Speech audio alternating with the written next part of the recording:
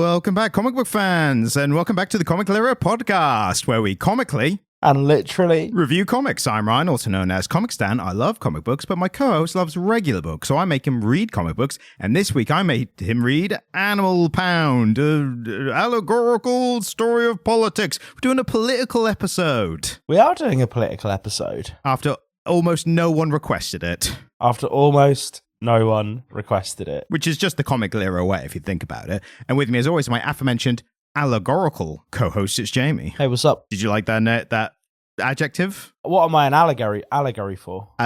Allegorical for an actual podcast host. Am I an allegory? Yeah. That's a one way to describe us. Like, we're not quite in the mainstream yet, but we're getting there, you know? We're an allegory. We're an allegory of a real podcast. That doesn't make any sense. But here on the Comic Lira podcast, things don't need to make sense. No. So, we got a good insight into Tom King's fucking political views this week, didn't we? I mean, it's all over the shop when you really think about it, because last week we made the discovery, what do you call it, exclusive news. He's a G-man. He's a former G-man. Yeah. Worked for the CIA. Fucking ridiculous. Yeah. And I was literally looking up, we're talking about Tom King. I don't know if we've mentioned that or not, because he wrote the comic we're talking about this week. But I literally went back I searched this just to do research on this and found the classic. Someone was like, I don't get why everyone hates Tom King. Is it because he worked for the CIA? And people were like, it's not why I hate him, but it's a big reason. And I was like, well, fair. He's still one of my favorites. You just love the CIA, though. Yeah, big fan You're of like, CIA. fucking flood those black communities in the 80s with crack. LSD, Spike and other agents, that's the thing they did. MK Ultra. MK Ultra. Sounds like a great album name. Oh, man, MK Ultra's wild. Like, so influential on, like, media in the 2000s. Yeah, we do not have time to get into MK Ultra. MK Ultra. Have you read The Men Who Stare at Goats? No, but I saw the film, which, as we've established, is the superior medium for the film reading books. The film doesn't do it justice, because You're a book reader. You would say that about any film Well, adaptation. no, because John Ronson is such a fantastic journalist. He is. I did read The Psychopath Test. And So You've Been Publicly Shamed? I haven't read that, but... So You've Been Publicly Shamed stayed with me for years. I mean, all of it, like, every time I read a John Ronson book, it stays with me. He's a really, really impeccable... He's one of the best journalists. His documentary about porn... Fucking fantastic. What are you watching? It's a documentary. It's John Ronson's documentary about pornography. I saw it. Anyway, one thing I was going to circle back to while we're in the brief little meandering at the beginning part, as a book reader, are there any film adaptations of books that you think are better than the original book? Because I feel like that's a really hard question for book readers. Because I understand why books that are better, they expand on more stuff. Typically. And Fight also, Club's up there. Yeah, that is a pretty good one. I really love the book, but the film's pretty special. Really like Schindler's List. Yeah, fair enough, yeah. I think the film captures something the book doesn't necessarily. I think potentially the Hunger Games film. First Hunger... Because, like, the Hunger Games books are pretty good. They're pretty good. They're a good sort of way into thinking about dystopian fiction. Brought it back around. They're a good way of getting, like, young adult readers thinking about dystopian fiction. And I think the film adaptation's pretty good. We like Jennifer Lawrence a lot. I feel like, kind of tying back into this, every generation seems to get its dystopian future fiction, if that makes sense. I mean, like, the first one was 1984. Like, not the first one, but the first one in kind of pop culture, should we say? Yeah, I mean, I think even 1984 or this has a sort of dystopian edge as well, I would argue. Written by the same mean the bloke. original Animal Farm? Yeah. Yes. Yeah. I mean, I would say Orwell kind of did it, if not first, he did the earliest, the earliest, like, really popular iteration. Have you read 1984? No. I just take little experts out to justify my political beliefs. As everybody Everyone does. does, yeah. It's the way, it's the way we do it. Yeah, everybody loves to refer to things as Orwellian and hasn't actually read any fucking Orwell. No, what specifically what they say is, it's like bloody 1984. Yeah, without having read 1984. Yeah. Do you know the little tidbit about the original cover of 1984? Obviously not. Go on. So it had a black box where the title should be. And it wasn't until you read it and your hands wore away the black box thanks that the title became. See, that sounds smart, but at the same time, I'd be pissed off if like a book left me with like stuff on my hands. Yeah. But yeah, the original Penguin edition of it, and then so black box covers of 1984 with the black box intact go for silly money. The original like sealed comic book, never been opened kind of thing. Yeah. Bringing it back round to it. Speaking of dystopian futures and comic books, we're doing both of those in a way. I mean, we're doing a comic about dystopian, well, not even a dystopian future. Yeah, I suppose Animal Farm was less dystopian, more political allegory. Yes, and this is the modern, updated version of that, essentially. Yeah, it's different. Written by an ex-CIA agent. Yeah. Which is the craziest part. There's a fun irony to that, isn't there? Yeah. But I was expecting a kind of quite on-the-nose retelling of Animal Farm. Yeah, same. I was surprised how adapted to modern politics it was. Well, yeah. But do you know much about the specifics of 1984 and what he's actually talking about? No, that's literally the only reason I have you here, is to give me that information. Should I give the credits first before you get into that spiel? Let's get into it. So it was, of course, written by former CIA agent Tom King, who he will now be referred to from now on. Former CIA agent Tom King. Exactly. In the same way we refer to Alan Moore as Grand Master Wizard Alan Moore. Yeah.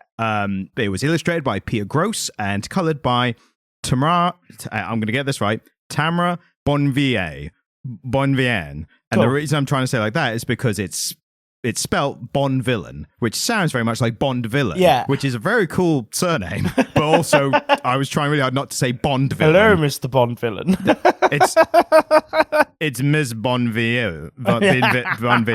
Bonvillain. Anyway. Yes. And lettered by Clayton Cowles. Anyway, talk about what you were going to talk about. So, 1984 was largely about the Russian Revolution. It was about Soviet-era politics. It was about communism. Yes. And very pointedly so. And so, the big galling moments in 1984 are kind of the erosion of the ideals of communism under the Soviet Union. And so the big sad moment is the death of Boxer. Boxer's like the draft horse, and he has done a lot of the work to make Animal Farm happen. Like physically, he's the one out tilling the fields every day so that all the animals on Animal Farm have enough to eat and things like that. By the way, spoilers for a book from, when did it come out? The 1950s? Spoiler for a book that's almost 70 years old. And so, but Boxer is representative of the serfs. Right, like the working class in Soviet rule, and then the pigs are kind of the leaders. And the big twist at the end here is that the pigs become indistinguishable from the humans. So at the last scene, you look in, and the pigs have invited the neighboring human farmers to come and trade with them. And somebody looks in, and the pigs are like drinking alcohol, which was one of their edicts that they shouldn't do, and they were wearing clothes, and they were standing on two legs, which again is all stuff that they shouldn't do under this new Animal Farm. And the idea is that you can't see the difference between the pigs and the humans, or you can't see the difference between these new communist leaders and the system of governance, the royal system of governance that they'd replaced. And that was the idea. Here, though, we have this is very much an exploration of the two-party system in American politics. This is undeniably about American politics. Yeah, 100%. It's written by ex-CIA agent Tom King, so it's writing what he knows. No, but I think it's interesting. Yeah, no, I overall, I really enjoyed it. Like, I think I've got a lot to say about the kind of execution of it, but it's going to be one of those things where, like, it obviously does somewhat align with our political beliefs. So for us to say, I thought it was really good because of how certain characters and how the allegory of the real people they portray, it aligns with what we think of politics already anyway. Yeah, so let's just call it Piggy is Donald Trump. Yes. Down to his speech patterns. Yeah, it was obviously the attempt, like 100%. My hesitation was purely because I thought, is it just Donald Trump, or is it like a larger kind of the main point of the character is to be Donald Trump, but is it speaking to a larger kind of thing as well of like, because I was thinking at points like even Reagan-esque of like entertainer turned politician and being affable and, you know, charming. But yeah, obviously the main point was to portray Donald Trump essentially. Which is interesting because Titan, there's a lot of George Washington in Titan. Yeah, I think Titan was more representative of like the classic conservative or like the GOP or the right kind of thing. Because there's lots of little bits where, and like, maybe should we cover the art before we get like just fully into? Because I think if we go off, we're just going to talk about the story. I think this is interesting enough that we don't need to be having a conversation about the art today. Really, I just want to talk about this. Really, yeah. I mean, I just had one big compliment for the art, and I thought the art was good. Not only was it really good, like it was great to look at, a lot of great splash pages. Naturally, the main thing I want to credit, which I think is a difficult thing for animators and illustrators to do in modern day, is to give realistic-looking animals appropriate facial reactions and emotions while keeping them accurate-looking animals. And this was fantastic throughout. Exactly. Like, there's very little to say about the art other than it is excellent. Good job. Yeah. I only have boring compliments for it. Well, the thing I was going to get into was specifically being animals. What is interesting is that how many people get that wrong. So classic examples like they're doing the real life was a live action remakes of Disney films. Yeah. They made The Lion King, and the problem with The Lion King was they were so realistic looking that they didn't look like they were actually talking or emoting and stuff. Emoting, yeah. And so that's what I mean. And then the other end, you've got animals like fictional illustrated animals that do look very expressive and emotive, but they don't look like they're animals. Yeah. And most of the time they're not even trying. I thought this struck the chord of both extremely well. So that's only why I want to specifically mention that. Yeah, so maybe it does warrant discussion. Yeah, maybe I'm wrong. Maybe I'm fucking wrong. But no, I only have high praise for it. Yes. I think the artist did a fantastic job. Yeah. But I'm more interested in everything else. Yeah, of course. So with regards to the Titan character, as we were saying, I thought he felt like the pre-MAGA Republican arm. There was a bit that made me think that, which they're talking about the cats being the smarter but less less capable, whereas the dogs were dumber, but they were the muscle they needed to actually get stuff done. Yeah. And it felt like the difference between like the anti-war and pro-war kind of like the classically anti-war Democrats and the pro-war Republicans, because the Democrats be like, yeah, we don't like war and stuff, but if you push comes to shove, like it's kind of they think it's necessary, you know? So I kind of thought about it the other way around, which was that the dogs being the muscle were kind of like the early Democrats, which were, you know, the left-leaning party would always have more involvement in the trade unions and with working class people who physically made stuff happen. And then the GOP, which more traditionally kind of thinkers and business leaders and people like that.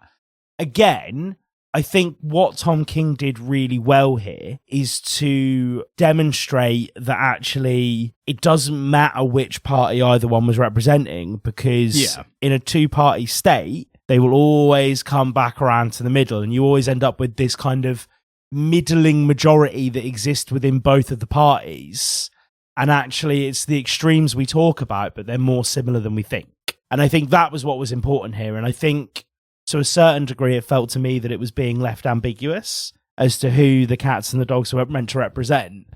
The rabbits, on the other hand, are so obviously the swing states. I got a different interpretation from. Or did you think they were the immigrants? I thought they were the immigrants. Yeah.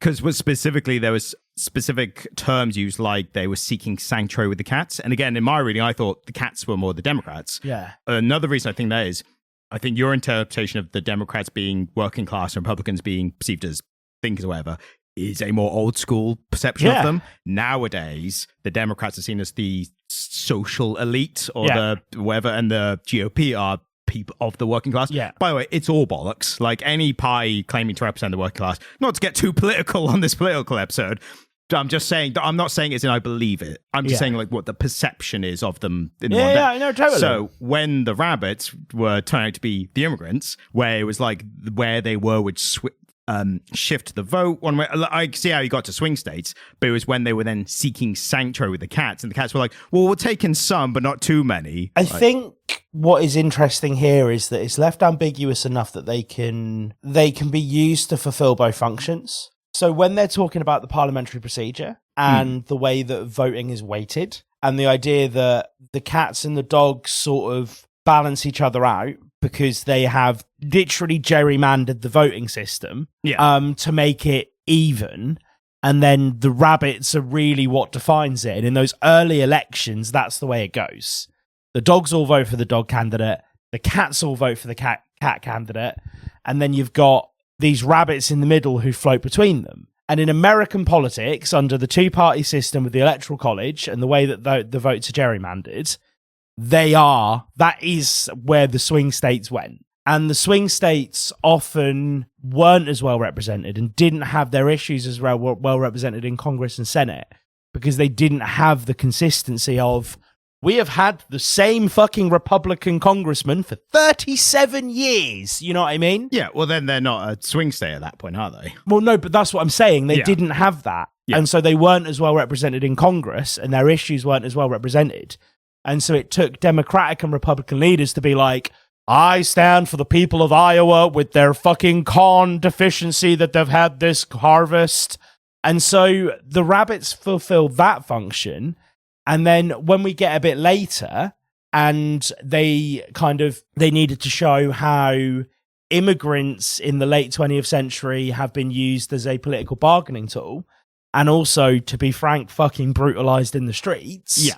They use but the rabbits, it's not either or, it's not binary. The rabbits are being used to represent both of those groups in this story. Yeah, and that's why this is such a smartly written, updated version of Animal Farm.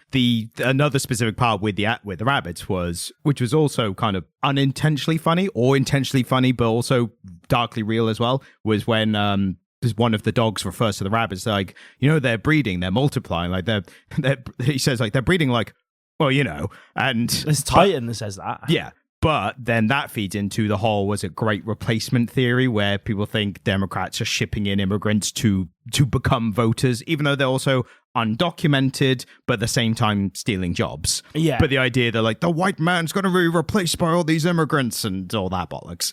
So the white man who himself is an immigrant in that fucking country. Yeah, sorry. Yeah, but if it happened before a certain time, we don't care about it. Those are the rules. Them's are the rules. Them's are the rules. But no, I think the rabbits get the roughest ride of it. Yes. Undoubtedly. I was going to say with the bit earlier with that bit about rabbits breeding, whatever, one thing I noticed throughout this was how surprisingly funny it was at points. But the funny literally just came from like dog and cat jokes or pet jokes. But it never felt like it was trying to be funny. Yeah. And it never felt like it was like, we need to put in a joke, it's kind of somber. Or even the dark points. Like, I made loads and I was making notes. I was going like, that's really good line. That's really good. And then at one point I stopped because I was like, I can't know all the good lines. No, it was well written. And that's why I like say this with always, like, when way we talk about it here, we're not going to worry about spoilers or anything. We are not going to do it justice in this episode. So what you should do is finish listening to this episode and then go read it, and you'll still get a bunch out of it. This, I think, is worth taking a moment to say that what we do here is never intended as a replacement for just reading the fucking book. God, no. I would not want that responsibility. These aren't York Notes. We're not here trying to give you York Notes or Spark Notes, depending on which side of the pond you live on. You probably won't be familiar with. I have no idea what you're talking about, but go on. York Notes and Spark Notes. York Notes are British, Spark Notes are American. Yeah. They are little thin books that give you all of the information you need about a work of fiction to write a reasonable sort of up to A-level or high school American graduate essay about a book. Yeah, our version would be if you were in, what's the equivalent, first grade, and you're like, talk about Batman, whatever Batman thing we just did. I can't think of a comic we've done, but do a dissertation on Batman v. Elmer Fudd. Yeah. Well, so we're not a podcast. We're not here to give you the York Notes. But yeah, the relationship between the dogs and the rabbits was really interesting, because you are absolutely right. It did mirror it in the earlier stages, in those first few election cycles where they were being used more to represent the swing voters. you saw this kind of appeasement and you saw actual, real, steady parliamentary process being used to affect long-term change. And then when we kind of saw them being used, the relationship between the dogs and the rabbits changes. Because there's this benevolence towards the rabbits at the start. You know, a couple rabbits get killed and it's like, right, you can either see that as like immigrants being actually killed in real life America or issues in swing states that don't have consistent representation in the highest sort of seats of American government being ignored, and then people realizing that they are the key to power. Like, appeasing these people and exploring and engaging with the issues that matter to them are the way that you get power in that particular system. And then when you get to the point where Piggy's in power, and suddenly they are very much just a representation of immigrants in the US. Yeah. Suddenly it's like the conversation around the rabbits changes. And Piggy's saying things like, well, rabbits love me. You know, I talk to rabbits all the time. The rabbits think I'm the best. Can't do a Trump. That's close enough. I don't get the rounding of the mouth. I love rabbits. They're the best. They really like me. They say I'm the best. I'm the best friend to the rabbits. Yeah, it's all that bullshit, isn't it? Yeah. I think... Should we do a little quick rundown of the actual story of like what actually happens in this? Yeah. Because it is like, even if you read Anafarm, this is different because it has to be, because it's a different place setting and characters and everything. So we're in a pound. There is a dog called Titan who was about to be killed. Well, it first starts with a dog called Lucky. Yes. Remember Lucky. So Lucky dies. Yeah, on kind of death row essentially in this pound. Yeah. And then they're on their store. They know they're going to be taken into the death room essentially, and they've got kitten Fifi with a hole in the crate, so they're talking. And basically, Lucky gives his manifesto, her manifesto. I cannot remember the gender of the cat. It doesn't matter. Animals at all. Lucky gives their manifesto. Yeah. To basically inspire revolution against the pounds and so people. Fifi and Titan organize a revolution. Yeah. They enact their revolution, and then they try and work out a system of governance. They create a Congress, which doesn't work. It ends up being ineffective. So then they decide they're going to have general elections for a leader. But it's deemed that the cats are so populous that it would mean that the dogs were never fully represented. So instead, they gerrymandered the voting system to weight the votes. So specifically, the weight of the individual animals. Yeah. So that, and the reasoning, like every part of this is explained and so well thought out. Yeah. Like I was kind of blown away by just like the complexity of it all. Do you know much about the Electoral College? I know enough about it. Like every state gets 2 representatives, even though you have like California getting the same as bloody Vermont. Well, so they all get 2, and then they get an extra 1 per X amount of people in their state. But it means that there are some states where votes are more heavily weighted. Yes. So Vermont is a great example. I think a vote in Vermont is worth 1.7 votes in California. Yeah, exactly. And so is literally exactly what they've done here. But also every bit of allegory in this, I never thought, well, they're shoehorning that in just to get the message in. Like the whole story felt natural to what was happening in the story. The pun about them weighting the votes by body weight but also was funny, but it made sense. But they literally explain it where they say, not only is it just because certain animals weigh more than others, it's that the animals that weigh more, most of the dogs, are the reason they are staying safe. Yeah. So there's this kind of larger world issue, which I'm reading this and I'm thinking, should I bother thinking about how this situation relates to the larger world or not? Yeah. Because essentially these animals, again, take over an animal pound, and apparently humans are just like, fuck that, we're not going in, right? And that in itself, I'm like, would that happen in real life? And then I catch myself thinking, should I even be thinking about that? Well, the thing with it is, though, it's a metaphor. Exactly. So 300 odd years ago, a rogue colony decided that they were going to govern themselves, and we had a bit of a scrap with them. And at a certain point, Parliament and King George III went, fuck that, you're leaving that alone, boys. And they did. And so this... But if anyone wondering, he's talking about in America. I am talking, the rogue colony. I mean, we had a couple of rogue colonies, didn't we? No, none quite like America. Well, there you go. Yanks, you got that. They already knew that. They already knew that. They celebrate it once a year. Yeah. Soon, actually. Where they say, was it the old joke, how many countries have a July the 4th? And they're like, well, only America. It's like, well, every country has a July 4th in the calendar. You're the only ones who celebrate it. Yeah. Ugh. But it's... When I was thinking about the whole larger world thing, do you know how many countries actually do celebrate their independence from the British? I mean, there are quite a few, I would imagine. 47. Oh, good on us. It's 47. There's 47 countries that have a specific day celebrating their independence from the British. I know that because I'm a pub quiz master. Yeah, there's some British people who you will... non-Brits might not know this. There's some British people who will still talk about the British Empire as like a positive point of like England. Like, well, we did that, whatever. With the sun never set on the British Empire. Exactly. But it's with the same kind of attitude, I imagine, that, those... people who peaked in high school, like athletically, and then do fuck all with their life afterwards. Like, you remember when I got that touchdown in high school? Like, they're like, wow, what do you do now? I'll sell used cars. Like, not to denigrate used cars salesmen. No, you're necessary but unlikable. Yeah. That's a nice way of putting it. Like I was saying with the whole larger universe and stuff, I was trying to just not think about that stuff because I knew that wasn't important. The reason I was mentioning it was the dogs getting the large weight because they are literally defending, even though they don't, once they attack and get rid of the only person, who I did notice was basically a drunk animal pound worker. Yeah. I did see in a bit of research that the farmer at the beginning of Animal Farm was a drunk, ineffectual farmer as well. He was, yeah. So nice little symmetry there.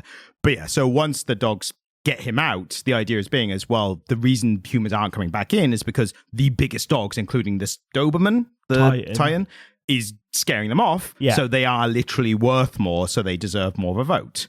So King going to the lengths to explain all that, I really appreciate, and just thought it was, again, very intelligently done. Never felt like he was trying to shoehorn in, like, I need to make this more like modern day politics. Like, it never felt that at all. Well, but I think the idea is that those early stages were supposed to be things that happened shortly after the American Revolution. Yeah, exactly, yeah. And Titan, at that point, kind of represents George Washington. He does. Like, his great declarations, his great speeches at the start, that's all very George Washington coded. Yeah, I think absolutely at the beginning, if you look at them as two separate, almost like points in time of American history, then the beginning is the original revolution and then speed forward basically to modern day. Yeah, and I think it's interesting that the industry that they sort of decide upon and survive on is media. Yeah, that was pushing my kind of limit of like, how would this work? And then like, just don't ask yourself that. Again, that's not important. No. But what's important is what is happening and how the characters are reacting to it. Because that, from the 1920s, media and cinema have been a huge American export. They have. But before then, the Americans, well, I mean, even sort of alongside that, the Americans had a thriving industry, but never really a great exporter. Really? Like, well, no, I mean, think about it, right? Like, they're definitely not nowadays. No, but even at the height of Motown, right? Even at the height of, Detroit in the 1950s, manufacturing millions and millions of cars, people in Europe weren't driving Chryslers. Well, the joke is even Americans make the joke of like, why would you drive an American-made car? Like, yeah, but at the time in America, it would have been really weird to drive it, and people were like called communists for driving European cars. Like, if you saw somebody, or even worse, a Japanese car. Well, yeah, but that's a whole other thing, isn't it? But people were branded as communists for driving Beetles and 2CVs in America, even though they were way more economical and they made so much more sense, blah, blah, blah, blah, blah. So the Americans had a lot of industry, but it was all domestic. They were never... more self-sufficient. Yeah, they were never great exporters. But largely over the past 100 years, I mean, what's the great American export now? It's pharmaceuticals and guns. I mean, maybe. I mean, you could argue culture and media. Well, that's the thing, isn't it? Their two physical exports are agriculture and are pharmaceuticals and weaponry. Like they are the two things that the Americans really do care to continue manufacturing. and a massive amount of public money is diverted into those two industries. True. But yeah, the big American export now is culture and media, exactly as you say. We should explain the reason why that's coming up now, again, related to the execution of it in the story, is they get to a point where they're, like, as the reader, I'm like, there's a big problem that's about to come up, which I'm sure they're about to run out of food. Where's the food going to come from? And I do like the times, like, we are aware of the low food issue and we will be sorting out. And I'm like, how though? Well, it's what Titan does in his first 2 terms. Yes, exactly. But the way they sort it out, which I didn't see coming and was quite surprised by, is one of the kittens is like, hey, sometimes when people come in and play with us in the battle, we're used to, they put up a webcam and would record it and they'd put it online and some people would donate money to the pound, whatever. We could use that to bring in money. And immediately I'm like, that works for the story and it works for the allegory and everything. And I was like, how are they going to make an account to get this money or whatever? Again, don't ask those questions. Yeah, those questions aren't important. This is coming from me, a pedantic. I mean, you know me, I like my world building comics and stuff. So I'm constantly asking, like, how does this work in the world? When I should not be asking that with this. No. But what's interesting is they use the money. They do shows on this webcam. Presumably people know in the world about the pound that's revolted and is now like a self-sustaining animal village, essentially. Yeah. But they use the money to literally order food online, and the food gets brought by these delivery men who are like, oh, there's no one here, but these animals sure seem hungry. I'll just leave the package here. Yeah.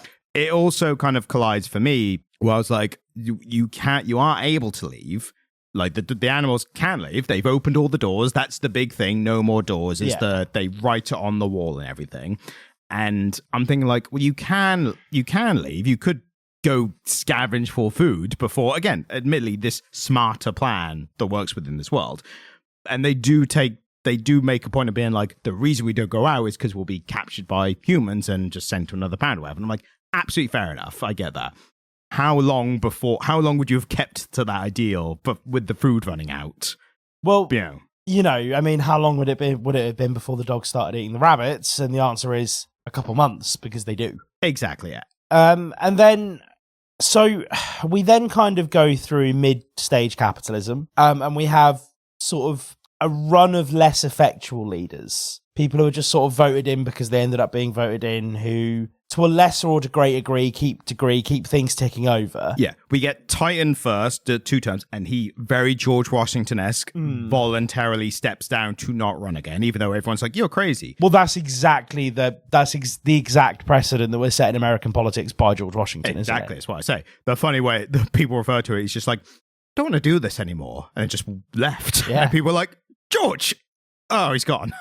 Well, I guess we need to do something else. Because the guy who followed him wasn't great. It was John Adams, wasn't it? I have no idea how he did, unless it was mentioned in Hamilton, in which case I've forgotten. Poorly. How he did. Okay, he was fine. That's the thing. He was no Fifi. Yeah, Fifi was almost as good or even better as Titan, depending on. She was a great reform. Yeah, but the reason she was so good was because her and Titan shared the original vision. Everything. Yeah. I do like the one that came third, which was like the first kind of ineffectual leader. Yeah. And I made a note because it was another dog, wasn't it? I can't remember the name. I can't find the name of it, but there was, another dog was the third leader. And they were just like, he's not very good. He's not ineffectual or whatever. And it was kind of funny and sad. The moment where it's like, he lost the vote while he was like pissing on a wall or something. Or like the next. No, that's it. He was the first leader to not win re-election. Yeah, he was the first one not to get a second term. And the panel just shows him with the dumb dog expression on his face. He's like, it's funny and sad at the same time. Yeah. Like sad, not in the way like you give a shit about this individual dog, but it's sad like, oh, the good leaders have run out. Like that's what he's telling you with this third leader. But also just a dog just looking like, huh? And then we get a hint at the political dynasties that I think are a huge deal in America. Because we have Raven, who is a well-known cat, who is, very well-liked. The oldest cat, I think. The oldest cat. And then we have a leader who is, thought to be a bastard child of Raven. And it kind of gives us that hint towards the dynasties that have been a feature of American politics, like the Kennedys. I know Bobby never got to be president, but that's only because he got assassinated. Bobby Kennedy probably would have probably would have won Bobby Kennedy probably would have won the election in 68. He apparently was as kind of charming and personable as John was. Less so. No, but as in comparable to. He was less personable and less charming. What he was more fastidious. Right. Bobby Kennedy was the front runner against another. There were two big Democrats in 68. One of them was kind of, in comparison to Bobby Kennedy, a little less charming, but every bit the parliamentarian. And then Bobby Kennedy was kind of, he had the legacy of JFK. And then, of course, we have the Clintons. And I know she didn't get in, but again, there's that kind of legacy there. And of course, the big one is the Bushes. Yeah. Well, it was until Jeb Bush. Yeah. But, you know, we have these kind of political dynasties that run through American politics, which, to be honest with you, we haven't had in British politics since the 19th century. Yeah. The youngest prime minister ever was Pitt the Younger. He was like 22. And he was Pitt the Younger. He was Pitt's son, and Pitt was prime minister. Elder. Pardon? Pitt the Elder. Was that Pitt the Elder was the really good prime minister, right? Well, he was just Pitt. Right. But was he not referred to as Pitt the Elder afterwards? The reason I'm asking is because the only reason I know about Pitt the Elder is because from a Simpsons joke where Barney is arguing with a baseball player about who the best British prime minister was. Right. And Barney's just going, Pitt the Elder, and punches him. So he was fine, John Pitt. He was all right. He wasn't great. He didn't do anything particularly special. I just thought, because Barney was so passionately backing him, I thought, well, he must know what he's talking about. Yeah, but Barney, like, there's this whole joke about... The town drunk. The town drunk, but also, once you let him sober up, he's also, like, incredibly intelligent and incredibly talented. Yes. Because there's that episode where he goes to space and he gets sober and he's, like, doing flips, isn't he? And it's like, oh, Barney's actually brilliant. He's just drunk. Yeah, he does the... Not to just repeat Simpsons, but he does the... backflips are doing, I'm the Major General, I'm on it. And then Homer goes like, oh, that's nothing. Starts to carry. There once was a man from then.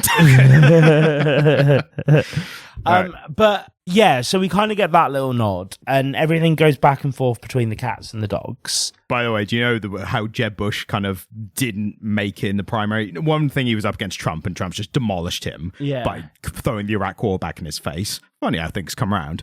But Jeb Bush, there was a video of him like giving a speech, whatever, just in this room to these people, and when he's done talking, there's just silence, and he goes, please clap, and then everyone claps, and because they didn't know he was done, and it was just that clip was just shared around of like, is this who you want to be the president? Jesus. And there's this guy like, please clap.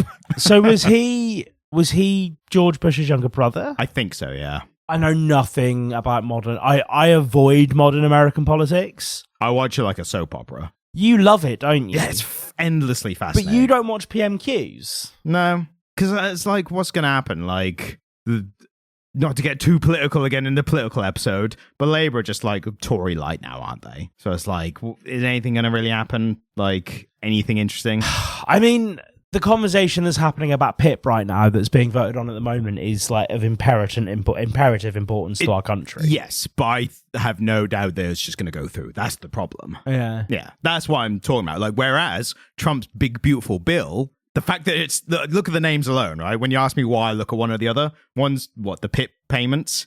Trump's is the BBL, the BBB, the big, beautiful bill. What was the big, beautiful bill about?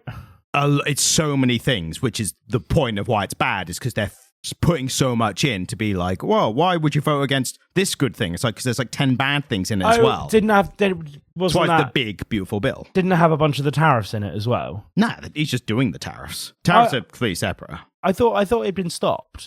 No, a judge said, because I saw that headline, the BBC headline was like, a federal judge stops tariffs. And I saw the headline, I was like, that's disingenuous, because it's just going to get okayed by another judge, and then it's going to go to some Supreme Court, and they're going to put it through. Well, like, it's a completely irrelevant headline that made it sound like it stopped. Have we got a Republican Supreme Court at the moment overall? Majority, yeah. It's like 5-4 or something like that, I think, or I can't remember the exact numbers. Or it's one majority at least, like Republican. Yeah. Did Sleepy Joe not get to elect anyone? Yes, but not. I think he got one in, but that wasn't enough. Did he get one in? Yeah. The real person to blame for that is Ruth Bader Ginsburg. What, because she died? No, because she refused to step down when she was told to, because she wanted to stay in power for her own bloody ego. Oh, what? So we could have had another younger Democrat in. Exactly, yeah. So, yeah, blame her. She was also beloved, though, wasn't she? She was, but I think that's kind of like... we haven't got time to get into the complexities. No, it's their right in the Supreme Court to sit there until they die. Yeah, it's a lifetime appointment. But you can obviously retire if you choose. But yeah, no one can make you. That's the problem. But yeah, so back to the comic. But I mean, we're going to keep coming in and out. I think talking about American politics in an episode about American politics, particularly as we have some American listeners who are probably like, this is boring. But we also have a bunch of listeners that aren't from America who aren't as au fait with American bollocks. Yeah. I mean, it's all being represented here. Like the use of this entertainment thing. The one thing we should mention as well is the reason it's such a pivotal point of this story is because Piggy the bulldog becomes ridiculously famous, the most popular one. And he develops a catchphrase where he says he, or however he says it. Probably says it more nicely at the beginning, and then it gets worse as it goes on, actually. I think what's especially interesting is how his role in the original revolution. Yeah. Because he does play a part, and he uses that later. Consistently, but he overstates it, and...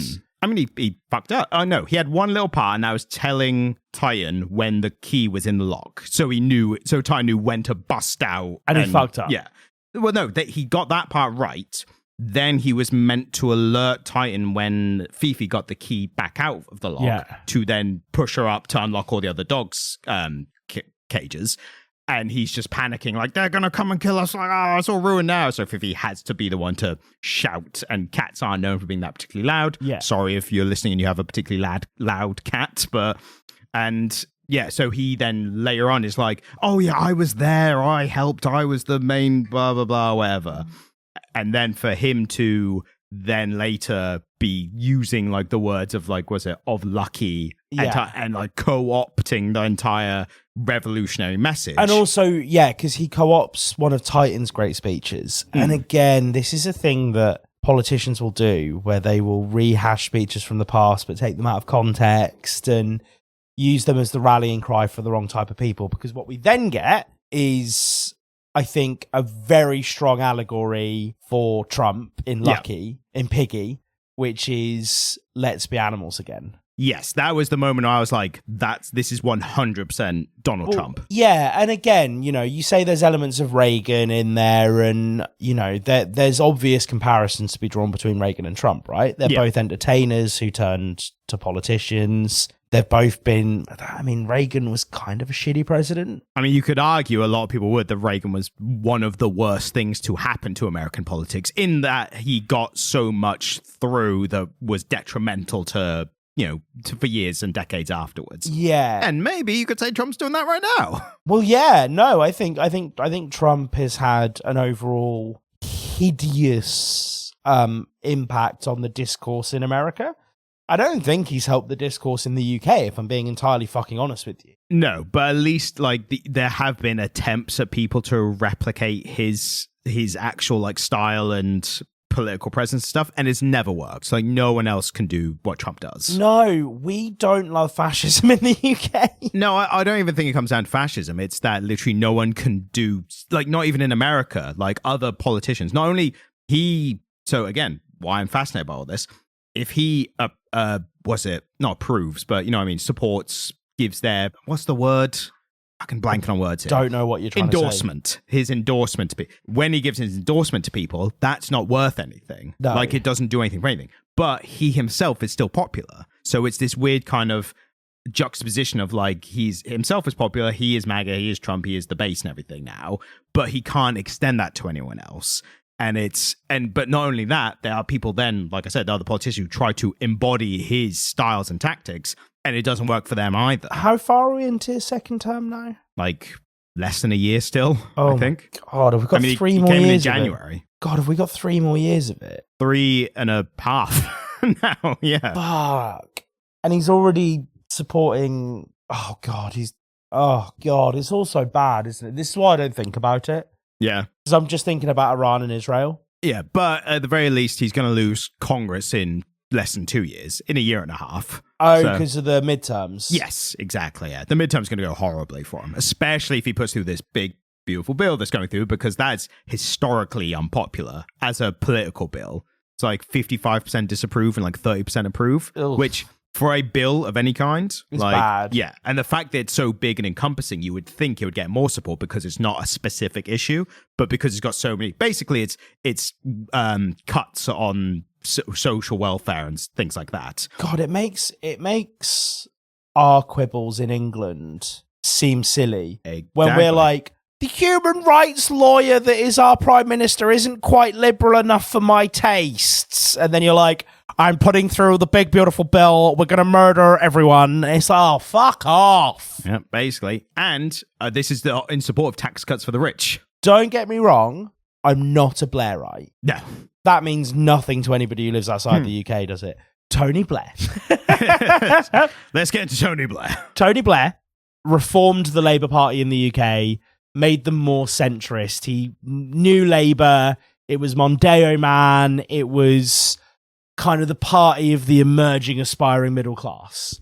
It really took the balls out of the Labour Party for about 2 generations, because the Labour Party had its roots in true socialism. They were like, you back in the day, if you joined a trade union, you also joined the Labour Party, right? They were the party for Labour. Yeah. And so Blairite politics are kind of middling politics in the UK. To say somebody's a Blairite means they're kind of in the centre of politics, maybe just to the left of centre. Keir Starmer is every bit a Blairite.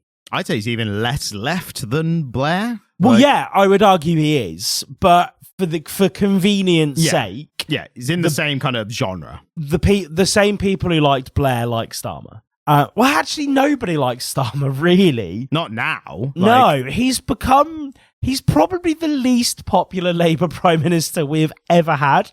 And I'm including Gordon Brown, whom, by the way, I really like. You know, for ages, I thought the song really was Gordon Brown, texture like sun.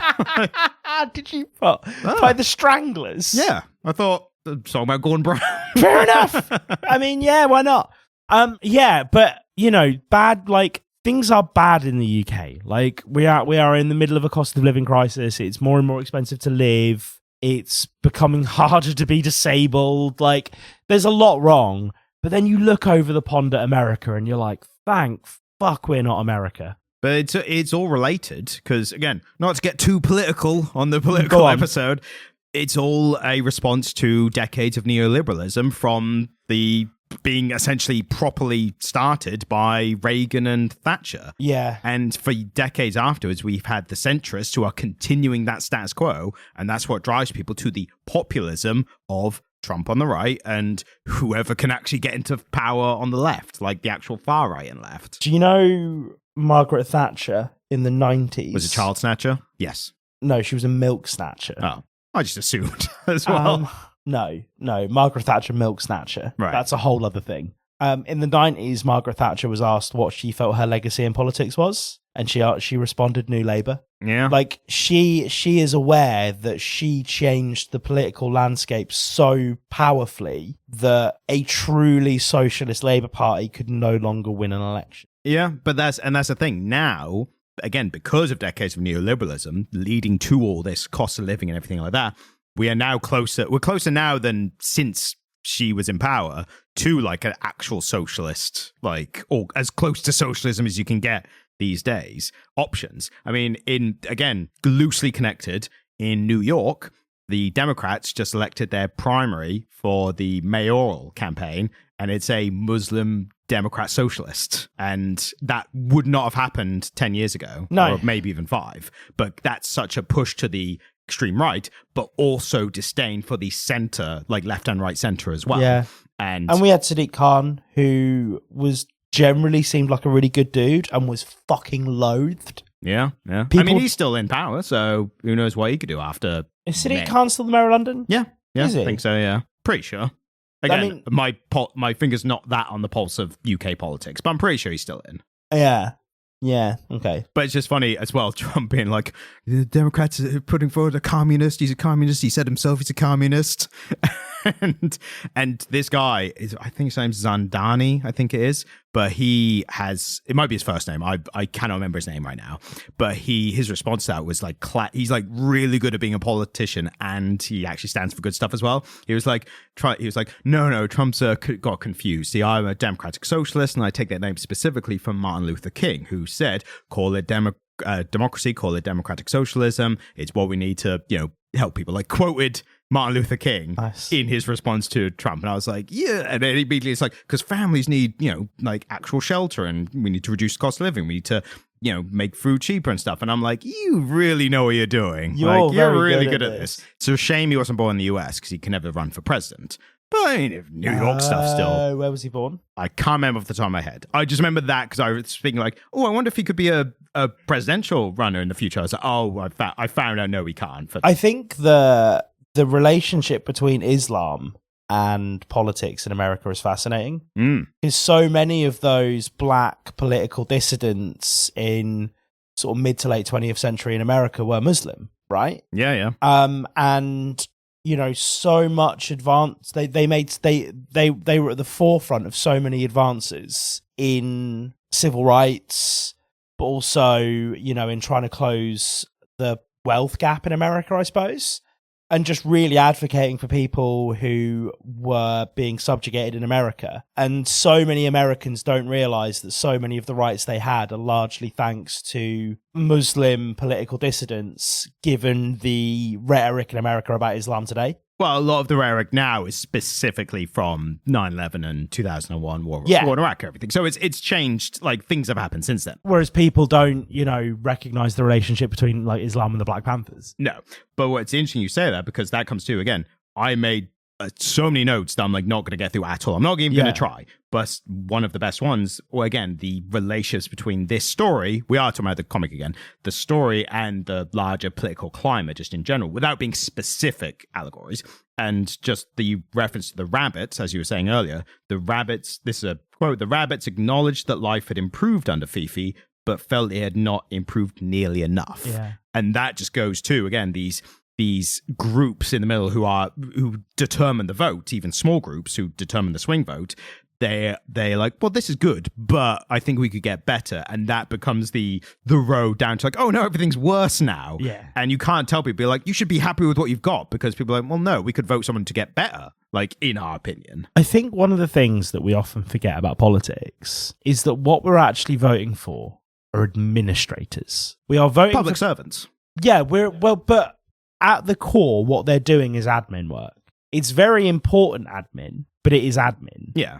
But because of, to be honest with you, the Grecian ideal, that this work should be done by elected people, and we should have these elections regularly so that people don't stagnate and too much power doesn't collate in one place and blah, blah, blah, blah, blah, blah, blah.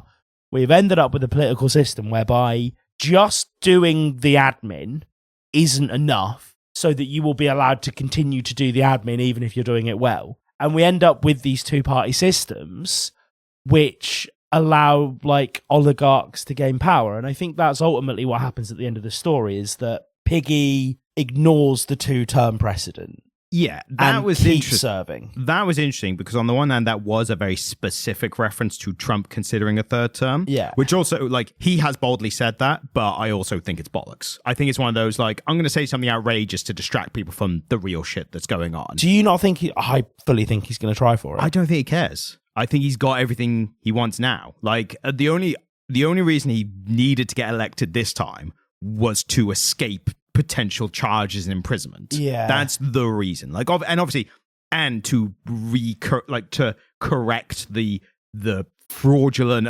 stolen election of 2020. Was it sexual stuff he was up for? Everything. There was a bunch of stuff. The most interesting one to me was what was it? I'm not going to remember now, but there was one specific case that was state-based and not federal, which was especially interesting because a federal one, he could just pardon himself as president. And as soon as he got elected, everyone just backed off. Like, they just didn't bother. All the cases just dropped. The state one was interesting if it hadn't dropped because they could have proceeded with that. Yeah. And there could have been an actual arrest warrant out by a state for a president. Yeah. Now, obviously, they didn't do that. Which state was it? It was Georgia, I believe. That was it. It was their election. He spoke to someone to try and find more votes in the 2020 election, and because it was Georgia's, the election is determined by who they pick out of the two candidates, but it's the state-run election. It's not a federal thing. It's each state says, we want this person. So for him, what the state actually does is they decide who their electoral college candidates are going to be. Yeah, and the candidates say, yes, this and person, then the candidates go to Washington to vote. Yes. That's how that actually works. Yeah, I was oversimplifying it for this, but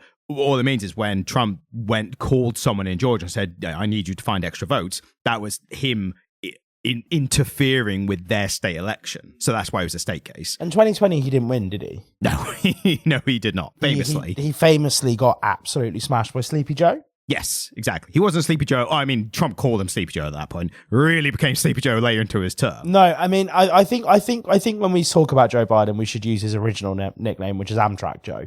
Sure. I mean, that's very old school, but sure. I think that offers him the dignity he deserves because he did a cool thing. Yeah, but he also allowed Netanyahu to get away with a lot of bollocks as well. So Netanyahu in Israel. So right, yeah. So I have no respect for him at all. Also, he definitely was running he was trying to run for a second term, almost certainly knowing he had cancer at the time, which is just irresponsible. Really? Is he still alive? He's still alive. He recently revealed to everyone that he's got stage 4 cancer. I can't remember which cancer specifically. But then it was just like a lot of doctors were like, it's very unlikely that you've just found out about level 4. Like it happens, but it's very rare. And it happens to normal people with normal healthcare. It doesn't happen to a world leader with access to the best healthcare in the world.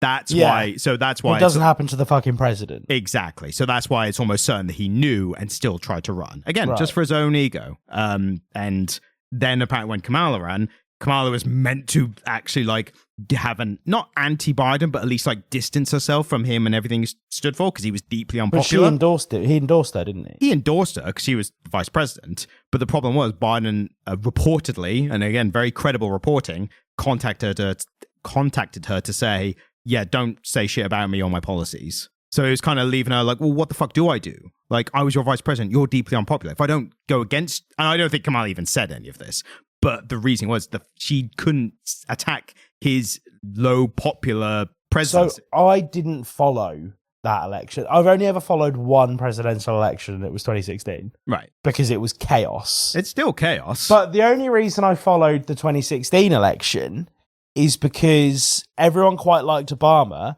and we had our own shit going on that I was trying to ignore. Yes. And, that's, again, it's still very interesting in those regards. I could talk endlessly about Obama.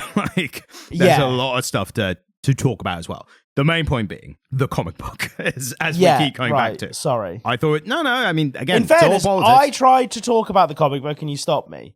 I was making a point. What was the point you were making? So Piggy breaches the two-term thing. Yes. No, yeah. So at the very start of Piggy's first term, he locks himself away in his little webcam chamber and then emerges. Which sounds worse than it is. Yeah.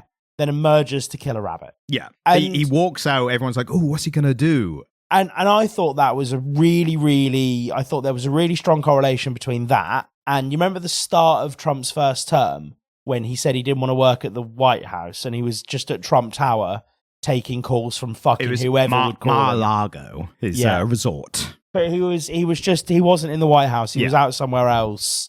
And like I think he took a phone call from the leader of Taiwan, even though the Americans don't acknowledge Taiwan and they stick with the Chinese saying it's Chinese Taipei. No, they don't. No, because they rely on Taiwan for chip manufacturing, which is like invaluable one day. So they kind of play at both sides where they're like, yeah, Taiwan, we support you and everything. And then when China's like, who are you talking to? It's like, oh, no one, because there's no one. We're talking to Chinese. We're talking to some people from Chinese Taipei, right?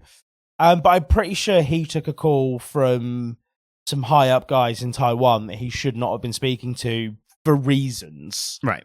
At Trump Tower when he was supposed to be president. And it's like, Piggy's kind of secluded himself from his people and then he's made a decision that he is going to murder a fucking rabbit as a PR stunt. And then, things are starting to really wane for him. The speed of that rabbit, him killing that rabbit, I thought that was a reference to Trump's I could shoot someone on 4th Avenue and not lose any votes. And again, did he say that? He did. And he might not be wrong.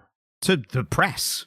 Just as a general, yeah. But what's interesting is I inferred that specific reference, but now but there's so much that it could also be referencing as well. And that's kind of the beauty of this comic is they're very specific references, like Piggy being Trump, but then there's so much other stuff, especially in the later stages, where you're like, is this thing? Or is this a reference to this? And people get different interpretations as well. I think that's what made this so good, because it didn't strive to one-to-one replicate anything. Yeah. And there's a really big example of that. Were you going to say anything else about Piggy? Yeah, loads. Yeah, go on. I have so much to say about Piggy. And then we kind of get to the point where there is dissidence building, and there are conversations happening among the cats and the rabbits, and, the dogs are becoming murderous and things like that. And then there's the assassination attempt. That's what I was going to go into. Yeah. So interestingly, this is a 5-issue limited run. On the 5th issue, because of when it was released, they put a bit at the start, the first page, saying, this issue was written and illustrated prior to the events of July 13, 2024. It is presented as originally intended, a work of speculative fiction in the Orwellian tradition. So that I had to look up. I was like, what's that I had a guess, but I was like, let me just double check what that's referencing. And that is the day that there was an attempted assassination attempt on Trump. Yeah. So it's interesting that, like I was saying, he's building all this stuff that could be comparable to so many different modern political things. And one thing, actually, he wrote in this story before it literally happened in modern politics. Because it's so obvious the way that the whole Trump experiment is going to go. It's almost a certainty that he's going to try for a 3rd term. Maybe. Do you not think that man wants to be able to say, I am the first president who got a 3rd term? I think if he thought it was actually possible, I think he would. I don't think he believes it's possible. But there's nothing saying that they can't. Yeah, there's the Constitution. The Constitution literally limits 2 terms. And that Does it? Yeah, and that was Is that one of the amendments? Yes, I think that's one of the original amendments after Washington. It has to be one of the amendments. Yeah, it's enshrined in the Constitution. Can you look that up? Because I don't think it is. Yeah, the reason I know it is because I thought it was odd that in the comic book, they don't have it enshrined in any law. It's just a convention or a tradition. I'm almost confident that it isn't enshrined in the Constitution, though. That's my point. And for fuck's sake, don't use the AI answer, because the AI answer will give you the wrong answer. It's the 22nd Amendment to the United States Constitution. So it is. Yes. God, they fucking. That's interesting, because I just. Again, I assume was the First Amendment? Oh, we're not going to go that. We're going to be going through all amendments. This is interesting. This is crazy. We're not going to go through. Because I know what the Second Amendment is. Yeah, we all know what the bloody Second Amendment is. We hear about it constantly. I think the First Amendment might have been them saying that. Oh no, I know what the First Amendment is. The First Amendment is saying that you can't have freedom for all people. Yeah, no, I know what the First Amendment is. It's the one that allowed slavery. First Amendment, Congress shall make no law respecting an establishment of religion or prohibiting the free exercise thereof or abridging the freedom of speech or of the press or of the right of the people peaceably to assemble and to petition the government for a redress of grievances. Oh, that's way better than I thought it was. I mean, yeah, it's got to be the first, so it's pretty good. I thought the First Amendment was essentially the one that said, by the way, you can have slaves. No, I don't think so, no. I think that was just not even mentioned. That was just assumed to be the norm at the time, wasn't it? So they didn't need to write anything. Yeah, because pretty much all the founding fathers, including Alexander Hamilton. Yeah. But he probably sang to them. Oh, fuck off. So, like I said, I think it was interesting that in this, they never made that a rule. Yeah. And that's why it was far less of a grievance, really, for Piggy to be like, I'm going to run for 3rd term. Because it was just one of those traditionally we don't do that. Yeah. Whereas if they had just made it one of the early rules, then it would have been like, you're breaking one of the rules. But it is the 22nd Amendment. Yeah, so exactly. it is that. I didn't think it was enshrined in law there. Yeah. And that's, again, my finger's on the pulse on this one. So that's why I don't believe Trump thinks it's possible. I think he is just talking bollocks. And I think he knows he's talking bollocks because... He does love to talk bollocks, doesn't he? Yeah, exactly. But one thing you notice, if you track the bollocks he says, like when he says particularly egregious bollocks, it's always immediately after something that he doesn't want people talking about. Yeah. So there is a pattern of like people talking about this. I'm going to say something, or not even say something. He'll do something like they recently officially ruled out trans people being in the army or something like that. But again, a thing like that, it's not a big.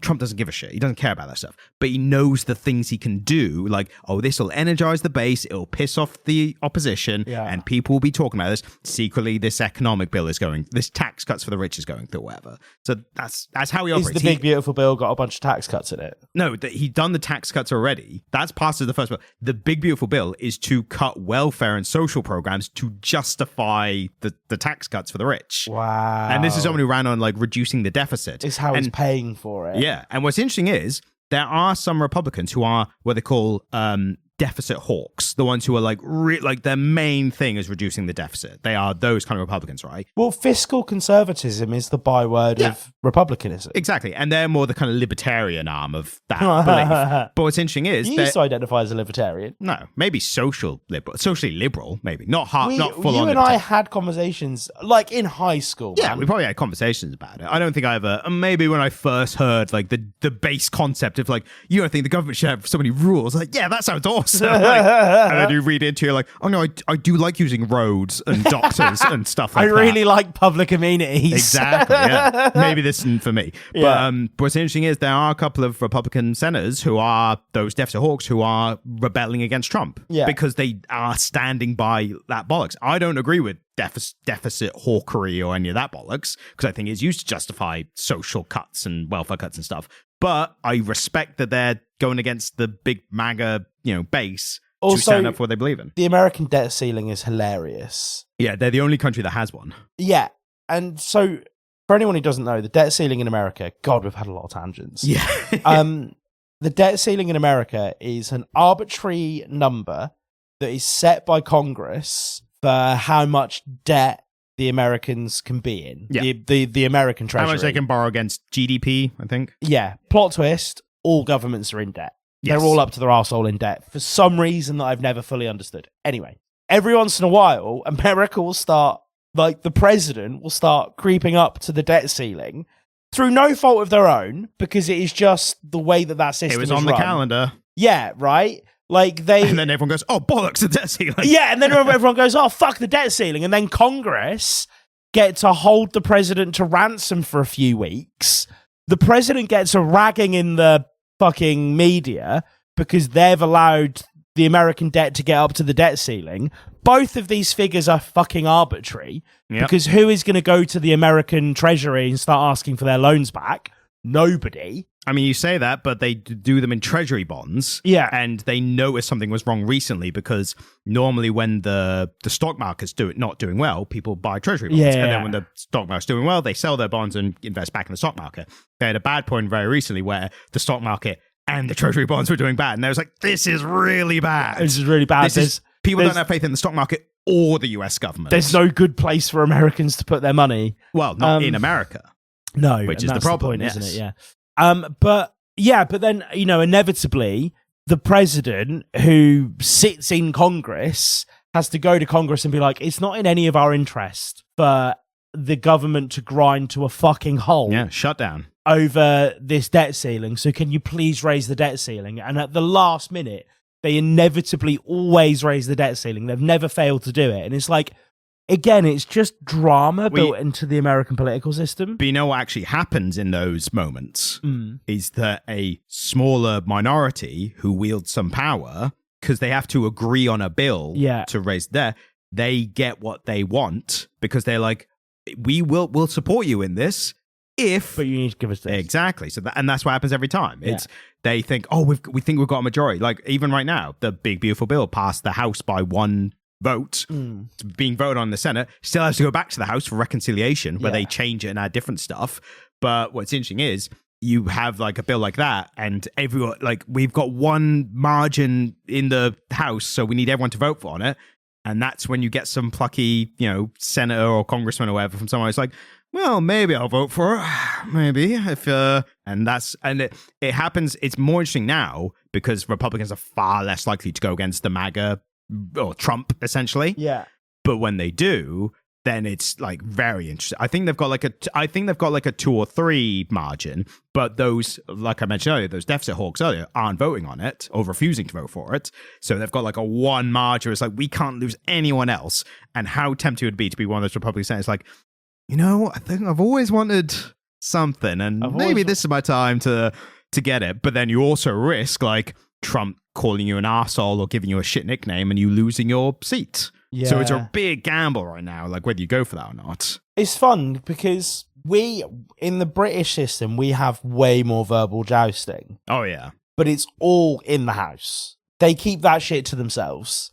You can watch it on telly if you want, and I strongly advise anybody to watch PMQs. They're so much fun. I should start watching them, like, especially after what you said, like, I should get more into them. Yeah, Prime Minister's questions are fantastic. Yeah.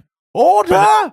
I declare that the right honourable gentleman is a fuckwit. It's bloody brilliant. But they're definitely not as entertaining as the Trump-Elon argument that happened recently, when Elon basically said, yeah, Trump's in the Epstein files.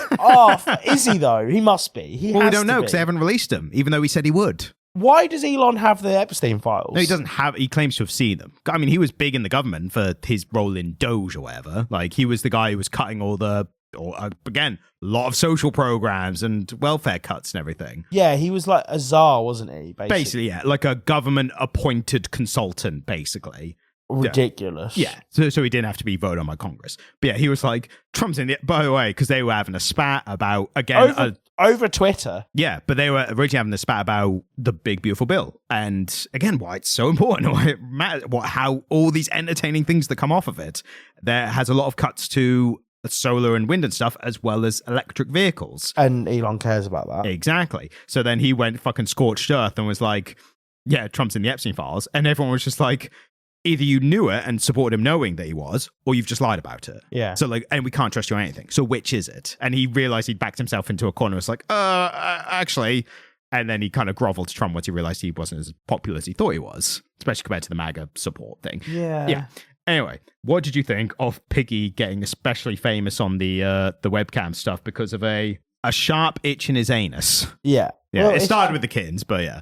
I mean, that was just a joke, wasn't it? Yeah, but the only reason I bring it up again is it's the juxtaposition of this serious topics and with this humor that just is such a deep well for, because there's just all cats and animal stuff. I mean, I think it's really symptomatic of the fact that politics is entertainment. And again, there's been a slow kind of steady growth of that since the Victorian era. Do you know about the first political campaign?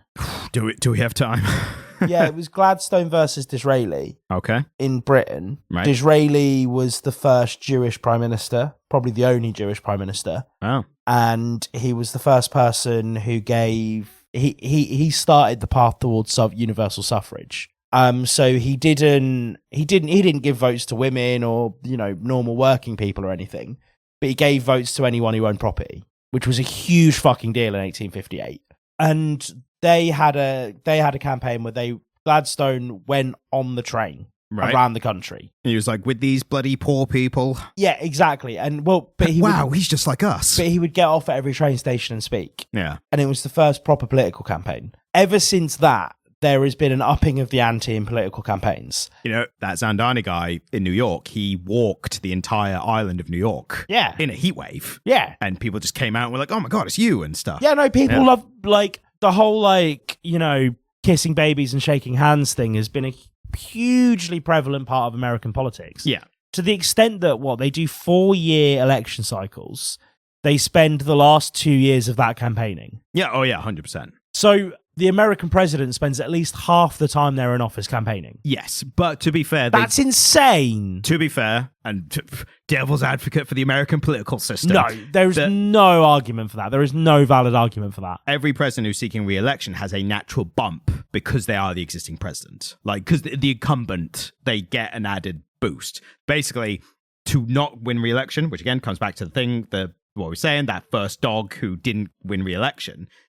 Being the incumbent means you have a better chance of winning re-election. You have to be doing, because people are just like, well, you're in now and everything's fine. Yeah. You have to be doing a real bad job to not win re-election, basically. Yeah. Okay. But no. Even though last couple presidents did lose their re-elections. Yeah. We haven't had a president win re-election since Obama. Yeah, exactly. No, but a 2-year election cycle is fucking ridiculous. It is crazy. Yeah, that is We crazy. have like 2 months in the UK. Yeah. And they get on a fucking bus and they drive around England. They kiss some babies. They shake some hands. People shout bus wanker.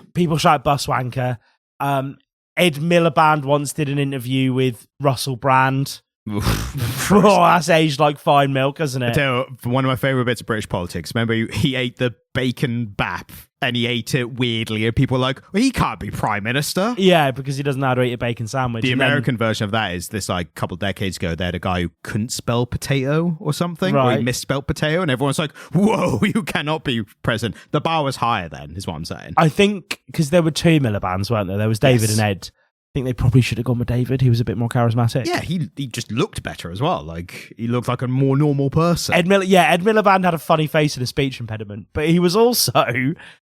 they were also raised by like a really hardcore socialist.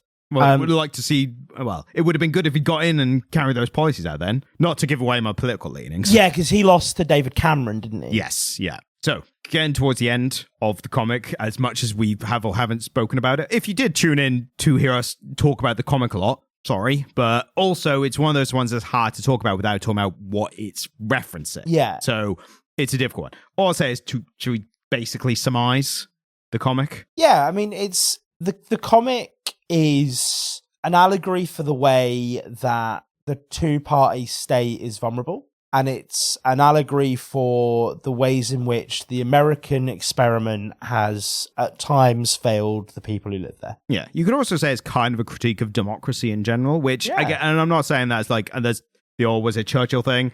Democracy is the worst way to run a country except for every other way. Yeah. Like, there's just inherent problems with governing people generally. Yeah. I thought with regards to execution, which I think I was a bit more wary of, you got sucked into the politics of it all. Yeah. Execution-wise, I thought was interesting was it was quite dense, but also it moved along very quickly. Yeah, it was beautifully well written. I think the reason for that is because the narration was interesting, because there was a lot of narration, but it was a lot of essential narration. Yeah. There were basically long stretches between actual characters talking and interacting to each other, and a bit more of the character emotional bits. Yeah. Was just a lot of like, and then this happened, and this happened, and this happened. But very well written. Like, I was never bored in those moments. It wasn't just a list of like things. The thing that we've really left out is the undercurrent theme of the relationship between Fifi and Titan. Yeah, that's the kind of character part if you're not interested as much in the politics. And then I also think, we really didn't explore the idea of Piggy as a lobbyist, which in the mid-game was kind of when he was the one earning all the food, and, he was sort of, he was in the mix, but never taken seriously. But he was kind of a lobbyist. We haven't explored that. Yeah, there's a lot of areas we haven't had time to get into. There's so much richness here that we've not talked about. Really, we've just had a chat about politics. Yeah, the main point being as well, if you've listened to this and still not read it, you should go out and read it. Like, it's very good. The other big area that I thought was interesting, maybe a more subtle area, was the black cat's name? Raven. Yeah. I thought she was going to be like a kind of instigate. Again, can't remember who was who with regards to the animals. Yeah. Like, they need like heteronormative signals for me to be like, that's a boy, that's a girl. But Raven, I thought they were going to be like a really big instigator of like a revolution against the dogs or whatever. Yeah. I thought it was really interesting they went the route of her dying of natural causes, like completely just died in her sleep, whatever, and then inadvertently become a martyr because the dog leader at the time fumbled the eulogy. It was basically like, oh yeah, they were really cool, they liked all this that's going on or whatever, and people were like, no they didn't. It's like, you would have done better if you just lied, but you've got it wrong, and that's what almost made made them a martyr of their kind of anti-dog rhetoric. Again, loads we didn't get into, but overall fantastic comic, really great. And to end the episode with very quickly, we have a piece of fan mail to read. We love fan mail. So the fan mail, which I should have brought up earlier to make sure I had it ready to go. So we've got a bit of fan mail. Don't know whether they want me to read their name or not because they haven't signed the name in the email. Don't I feel read like, the name, exactly, yeah. So, bit of fan mail from someone who says, hello there, Ryan, and your exacting co-host, Jamie. Nice. So they know the rhythms. Like it. Newly obsessed listener bringing my way through your podcast. Love the concept of the show and the insight and banter between you two. Hey. I have no idea what they mean by banter. Yeah, there's no banter. No, we're just saying what we mean. Yeah. We say what we mean and we mean what we say. We just bicker. Yeah, it's We a talk lot of over bickering, each other. Yeah, and there's a lot more edited out of just shouting over each other, verging on just threats of violence. Yeah. So, I'm a huge fan. This is the letter again. I'm a huge fan of Tom King, like Ryan. Hey. And, you'll appreciate this, and think that All-Star Superman is unreadable due to the horrendous art style, like Jamie. Hey, you're my fucking guy. Yeah, I like this guy. This brings me to my request. Please, please, please review Superman Up in the Sky by Tom King. One of Tom King's best books and the best Superman book, in their opinion. Well, we have to. Well, not only do we have to, it's also, we were going to do a Superman title next week anyway to time with Superman release. So let's do that one. Essentially, we're doing 3 weeks of Tom King. It's just worked out that way. And yeah, I mean, it's the classic comic literate. I mean, Tom King is the patron saint CIA agent of the podcast. So he is, yeah. So, if we get a CIA agent, I would like it to be Tom King. Exactly. They said they were never a Superman fan, but this book alone opened their eyes to the appeal of Superman. So I think very interesting. We've been looking for the best Superman. I think currently, I think the best Superman is Superman versus the Elite. You think it's Alan Moore's... the man who has everything. The man who has everything. Yeah. Which, again, we love both of those. Yeah.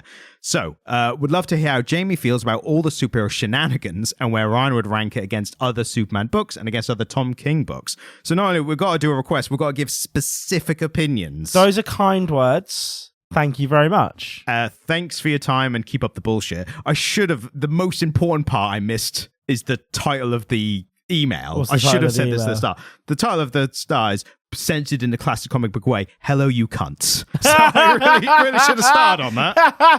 That's so... But did they censor it? They censored it like the comic books. Ah, great. Yeah, cool. Also, I don't know know if Hotmail or whatever detects that. Like, you're being sent a death threat. Or whatever. So thanks for censoring. Hopefully this doesn't start a tradition of people being... fan mailing with "Hello, you cunts" in the title. But I would be up for it. But also, if it happened, that'd be classic comic literate fanfare anyway. So thank you so much for writing in. We'll do it. Yes, thank you for the fanfare. If anyone else wants to send in requests or just tell us we're great, because that's fine as well. Yeah. Send it to comicliterate@gmail.com. Groovy, baby. We have been melting in a hot room for a while. Don't know if that sounds like that or not. I'm going home. I'm going to put a frozen towel around my neck.